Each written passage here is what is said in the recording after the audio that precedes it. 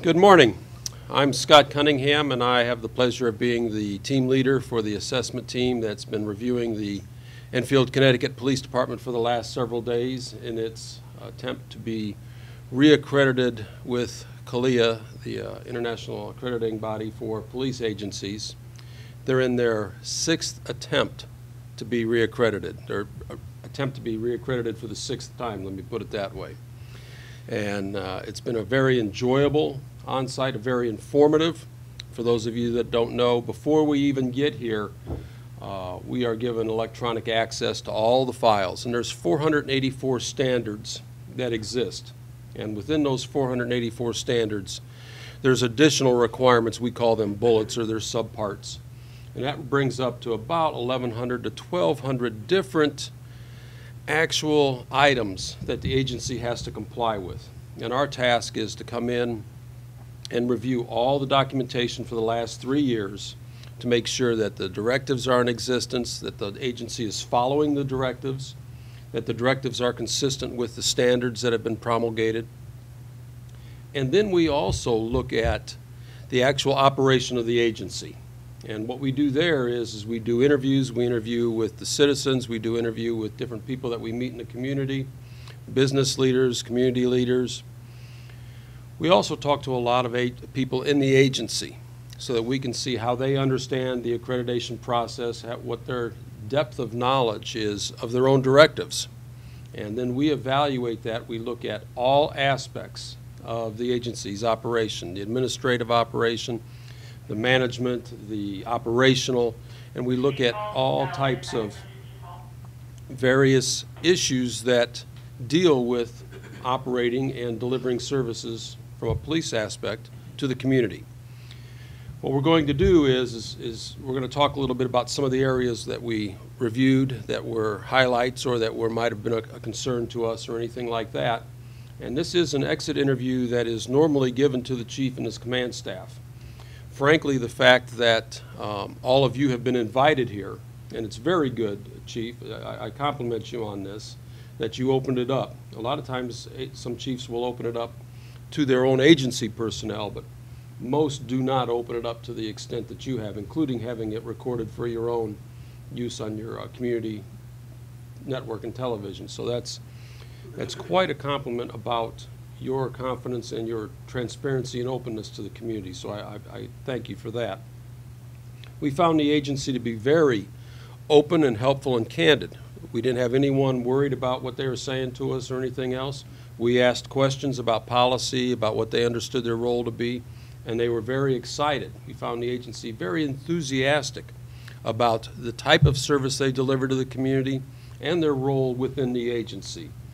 You have an agency that is extremely professional, dedicated, and enthusiastic about what they do, how they do it, and delivering services to the community and the citizens. I'm going to turn it over to my teammate, Assessor Granger, and he's going to talk about the different chapters that he reviewed, and then I'll come back and talk about mine and do some global discussions. John. Thank you. My name is John Granger. I'm the Assistant Chief of Police, the Goose Creek, South Carolina Police Department. And the chapters that I had are basically the operational chapters. It's the police work, where my team leader had much of the administration and management part of the agency. I do the operations part. And basically, I broke it down into a couple of different categories. Patrol, traffic, investigation, and juveniles is four of the areas that I looked at. And the agency has very up-to-date and solid policies and procedures. It's real easy to get behind in some of these areas because the law in the state of Connecticut, nationally with case law from the higher courts, tend to change these things on us pretty routinely. So it's obvious that they've kept up with the times, and it's obvious too to me, both through looking at the paperwork in the files and riding with the officers that I've ridden with today, that they know the procedures that are in place, and they also are the people that are writing the police reports, the tickets, the affidavits, and the other documents that I was able to look at over in representative of a 3-year period, and things are up to date and being done right. It doesn't always happen this way, but I also got to ride with an officer that did what we would call a code response. It was an emergency response to a breathing emergency, and I've been a field training officer in my career early on. It's not every day that I now ride with officers that have to drive in an emergency fashion, but it took me back to my old training days. I was able to sit there calmly knowing that I had an officer that knew what he was doing, knew how to drive in heavy traffic, and not get me or himself injured or a citizen. He did a very good job. Investigation files are very thorough. They're very well documented. It's no surprise you have a high conviction rate on your cases. Your drug enforcement efforts are very impressive for the agency size and the use of the Metro agreements that are in place for your task force. Your juvenile engagement is very well as well, both in the documentation and in the commentary at the public hearing last night. We got a lot of compliments about the agency and its interaction. Internal affairs, it's kind of a negative part of the department where you have to investigate yourself, and you hope that the public trusts you to do that. And the investigations that I saw were extremely detailed, they're extremely documented, and the findings, myself being an internal affairs officer, I didn't question any of the findings. They were very well supported, and there was no conjecture. It was what it was. The media relations, the files, initially, I knew that the chief of police was heavily involved in your media relations. A lot of agencies this size that I visit will have a spokesperson where the chief's not even engaged or involved. That's not the case here, and this is the first time I've ever had an exit interview that was done with the local media. So I think it's great for the agency in this day of the need of transparency. Prisoner handling and your holding facility. I've been to Connecticut 2 other times, so I was familiar with the level of involvement that patrol officers and staff have to have with prisoners. I come from a state where the prisoner goes to the county detention center and you're done with them. So to see in the state of Connecticut how agencies adapt and adopt to prisoner care, prisoner considerations, prisoner health, and just the human aspect of dealing with these folks who are a lot of times at the low point of their lives. The files indicate, and every interview I've had with folks, is that folks are treated with dignity and respect, and they're cared for. Their medical considerations are taken really big into account, both in the documentation and in folks I've talked to. Your property and evidence. For many agencies, this is a tough place because a lot of places are busting at the seams in need of space. Evidence doesn't tend to get moved out as quickly as it comes in. That is absolutely not the case in Enfield. To make approximately 2,000 arrests a year and to only have 4,000 plus or minus pieces of evidence in your evidence locker at a given time is remarkable. It indicates that the agency is working with the DA's office to dispose of evidence when it can legally be disposed of. Files also indicate that found property and other items are being returned to people as quickly as possible. Again, just the turnover of evidence is remarkable for an agency this size, making that number of arrests.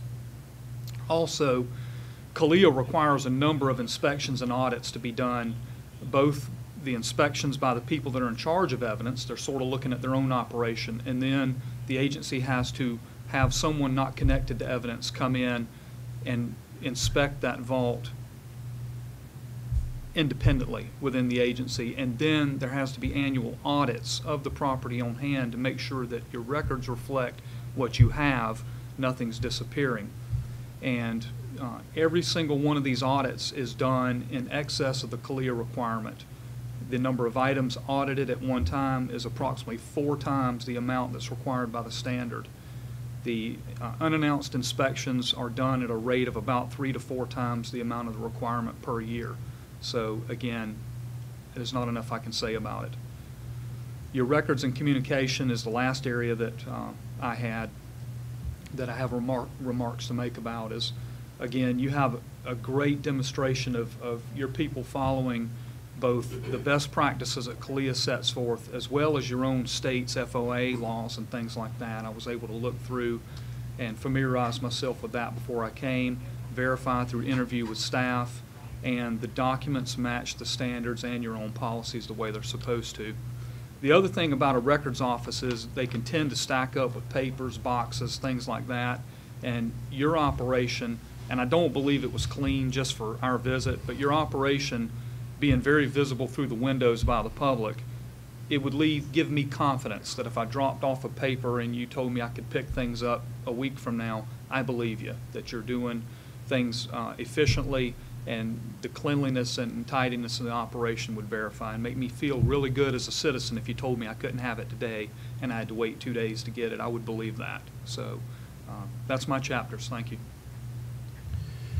The chapters I reviewed are the first half of the sequence of all the chapters that exist, and they deal with the administrative operations of the agency, the jurisdictional matters, the legal matters, the personnel-related matters. They're the items that are integral to ensuring that the agency runs well.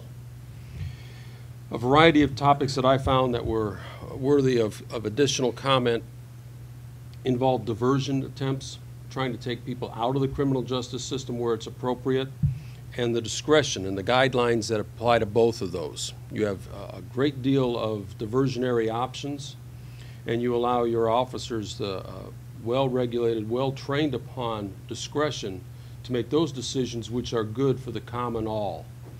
It's not necessarily where you have to go out there and just because there's a violation you have to make the arrest or anything else.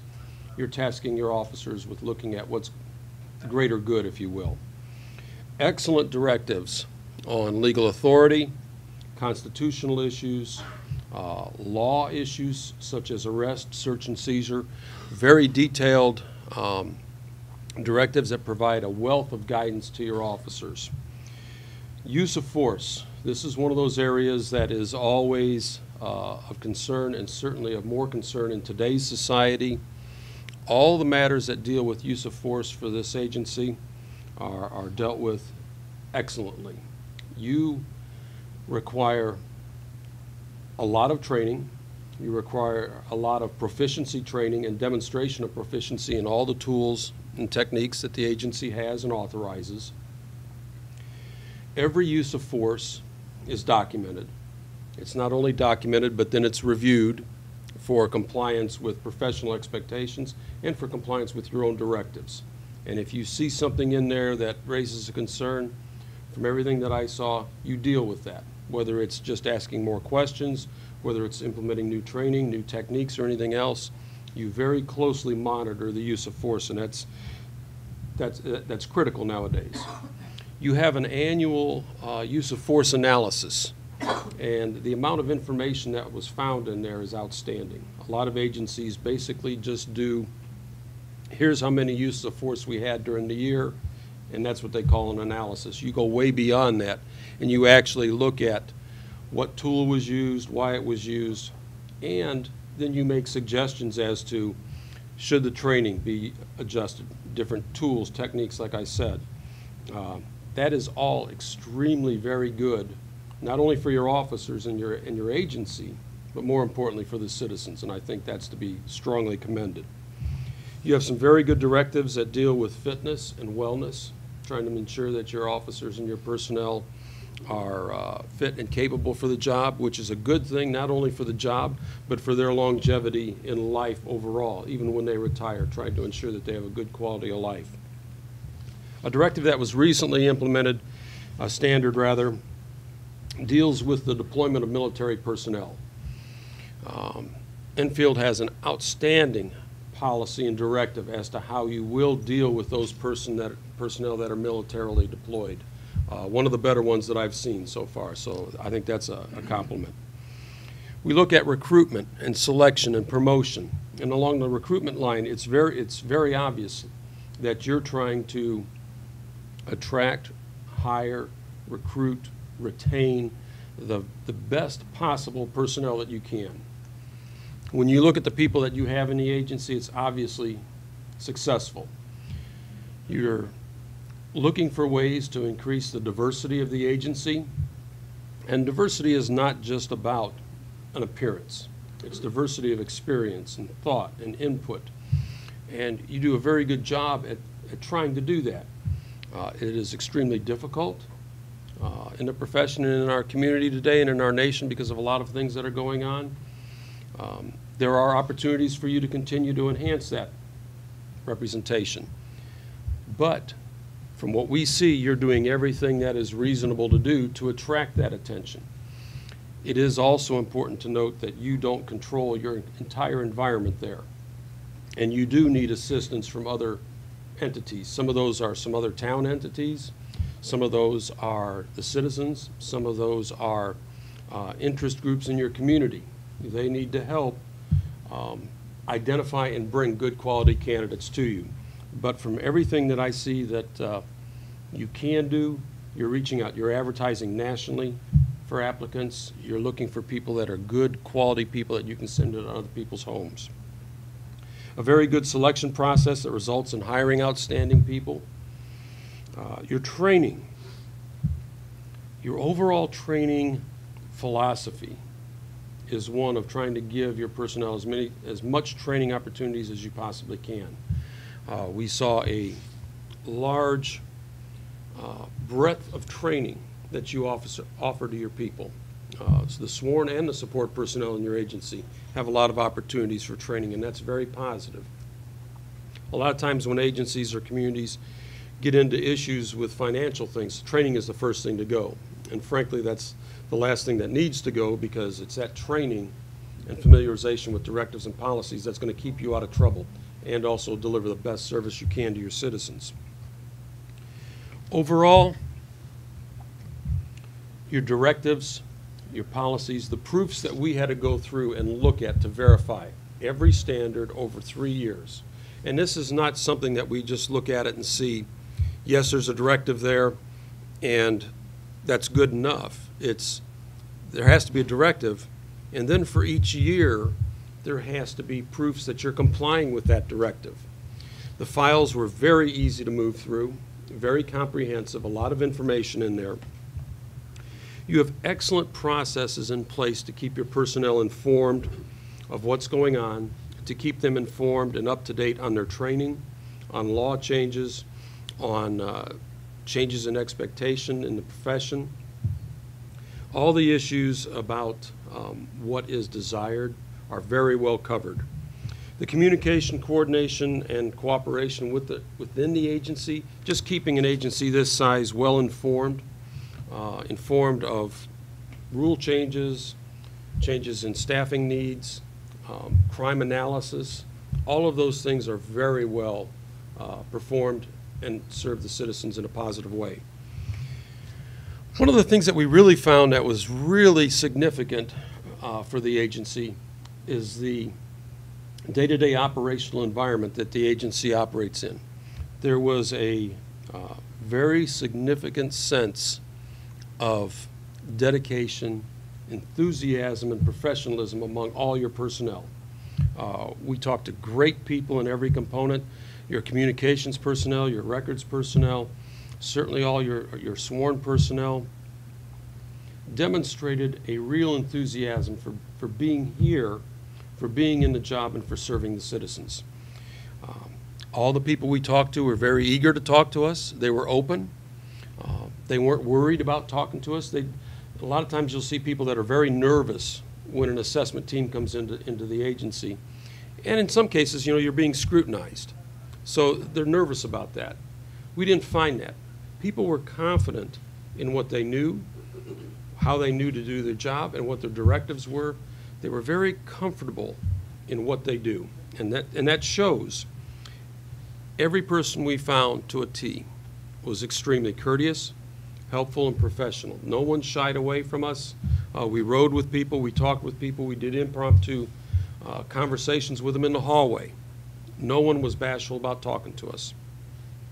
We also talked to a lot of people outside the agency, some citizens, some personnel in other departments associated with the town, business leaders, business personnel, and we found that they are not only very pleased with what the agency does, the actual service, how you do your job, but more importantly, how you do it and the manner in which you do it.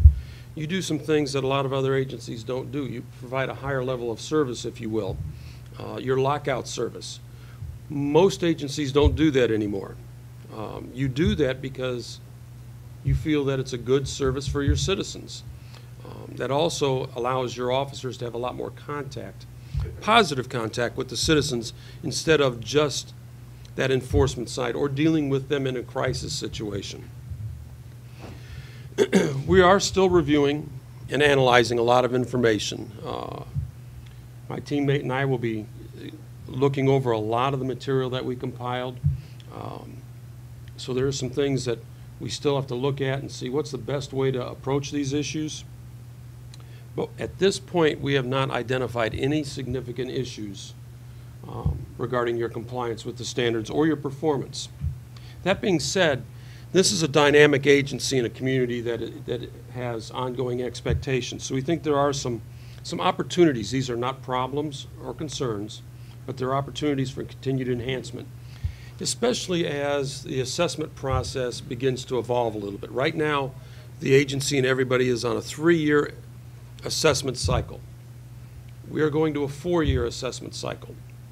So what that means is we won't come in every 3, we'll come in every 4, which means there's going to be a greater length of time between the good hard looks.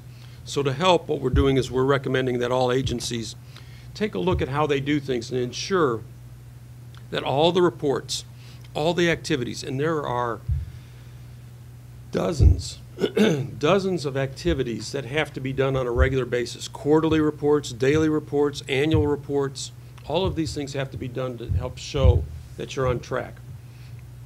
But the real value in these activities is not just to prove compliance with the accreditation standards. The real value of the reports, even quarterly performance evaluations of your probationary people, all of those tasks are to give you better information so that the agency can do the best job it can for the citizens. So what we would suggest, and what we do suggest, is that if you have any reports, and we found very few that were set up this way, reports should be, analyses, all those type of things should be set up so that they're routed to the appropriate person in the agency, your command staff, to you, whatever it might be, and a copy to the accreditation process and the accreditation manager. If we route things to the accreditation manager, then that's really setting it up so that it is designed for the accreditation process. That is a very small part of the benefit of all these reports and analyses. The real benefit is what you can make out of it. You have like I said, you have an excellent use of force analysis. Those type of things are good for the agency and help you position and keep going forward. To just send it just to CALEA or to the office or to the accreditation process, you lose the value. I didn't see that in this agency, but we like to remind agencies to do that way. Make sure that there are some standards and activities that you need help from other agencies, specifically other town departments. Continue to build those relationships and encourage them to understand they're not doing this task for you. They're doing this task, and all these tasks are for the benefit of the community and the citizens. So some of those things that, yes, it is some additional workload on some other departments, but it really is for the benefit of our citizens. So encourage them to stay involved with the process, to meet the time frames that are there, because that is critically important, and we look at all of that. It doesn't do a lot of good to have a report once every 3 years when you can have it once every year, or should have it once every year, and then you can make changes as you go. Ensure the proofs of compliance are submitted as soon as they occur. To go back and try to track proofs or information from 2 or 3 years ago doesn't work. Now, I did not find that in this agency, so please understand. These are some things that we're tasked with reinforcing with our agencies because of the changes in the time frames. We just want to make sure that you can be as compliant as you possibly can. There are some numbers issues that become critically important in the process. There are 484 defined standards that exist. 71 of those do not apply to you because of the tasks you do, the tasks you're not required to do. So those are non-applicable. Then there are 339 standards that are mandatory. You have to comply with.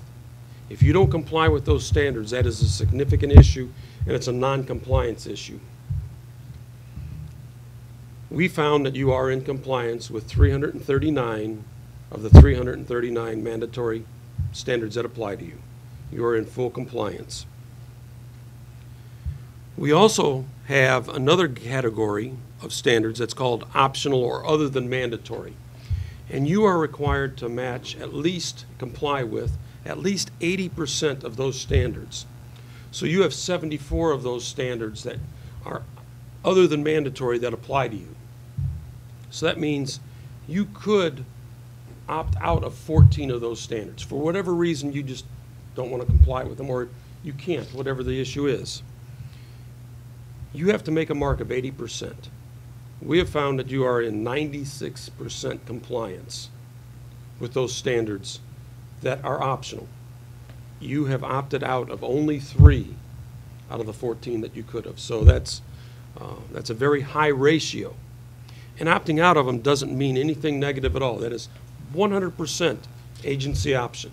Anytime you're over 80%, you meet the mark. But you're at 96% compliance there. I apologize. That is a heck of a standard, and you're to be complimented on that. Most agencies are not at that level. It is apparent that Enfield has embraced accreditation as part of its core foundational philosophies.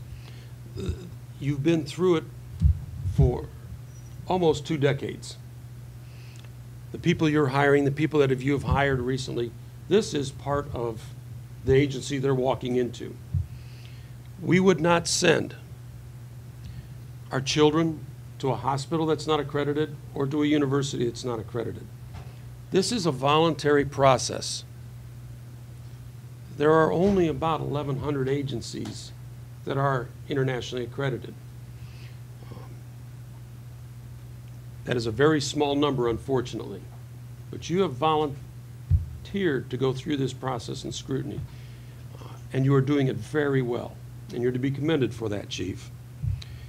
It speaks of the professionalism of the agency and of all the personnel you have here. Now, we are still reviewing some of the information to see what's the best way to document and make sure we're accurate for you and for the accreditation process. But there are no showstoppers. There are no significant issues. There are no concerns about your status. Now, the way the rest of this process runs, we will complete our report, and our report is a recommendation to the commission. And you will appear before the commission at a commission meeting, and I believe you're scheduled for North Charleston in November. At that point, you will appear before a committee, and they will review our report, and they will ask you questions about your operation, our report, and the service that you give to the citizens.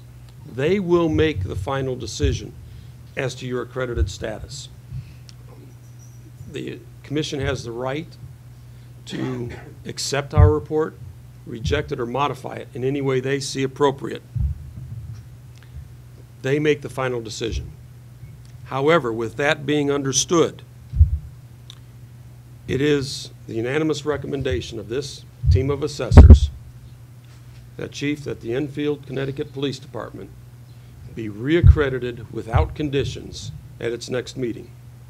We think you have done a tremendous job. We think your agency and your personnel deliver tremendous, professional, citizen-oriented services to the citizenry of Enfield. It has been a pleasure to be here, to see. As a professional, it's outstanding to go into another agency and see high-quality policing being done.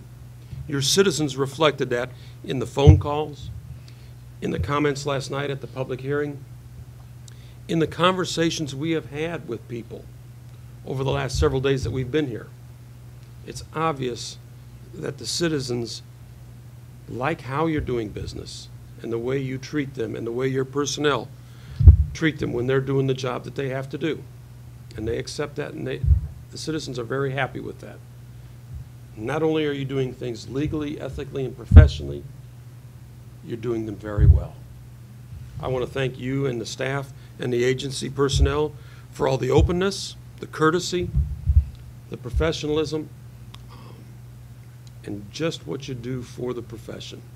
And we'll be at, you represent the profession in an outstanding manner.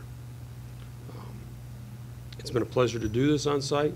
We will be evaluating things, but we will be glad to answer any questions or anything that you have, or it's your show, whatever you'd like to hear, have us answer from the public.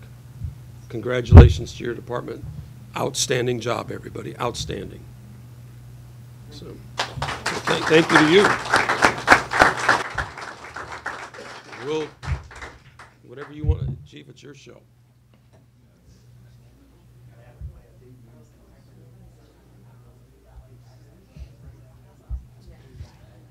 So I really hadn't planned, believe it or not, to speak this morning because I wanted the assessors to have the time. But I feel compelled to say this. Sunday, first of all, let me back up.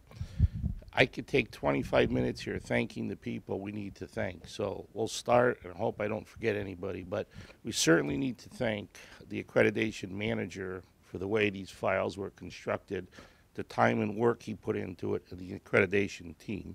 And that's Officer Tommy Pierce. So stand up and take a bow.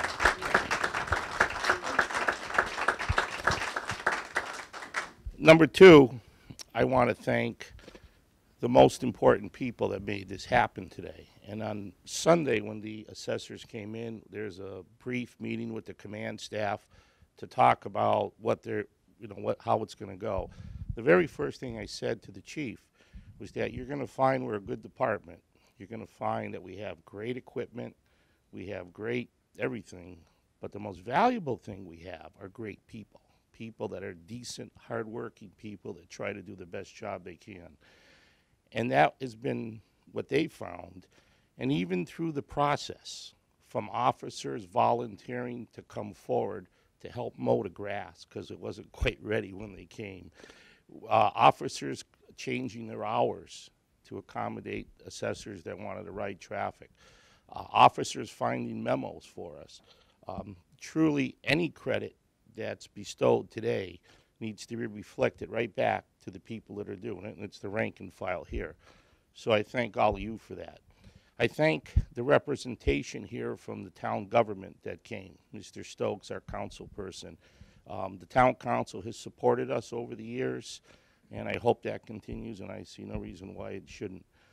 And I don't know who I'm going to forget here, but I want to certainly thank the citizens that support us.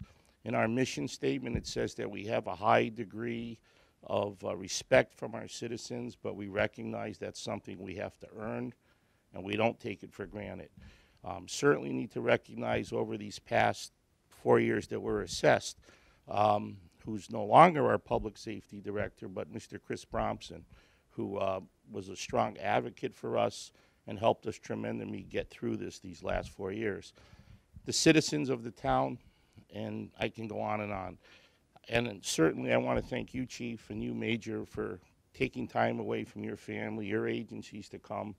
I was confident, not overconfident, but I was confident because I knew we did our homework. I know what caliber of people we have. So I thank you. So I'm going to say that I'm exceedingly happy at the report you gave.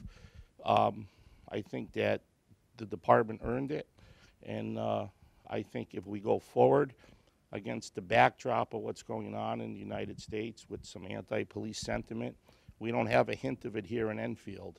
The people support us, and I think that CALEA provides the foundation for us to continue to go forward.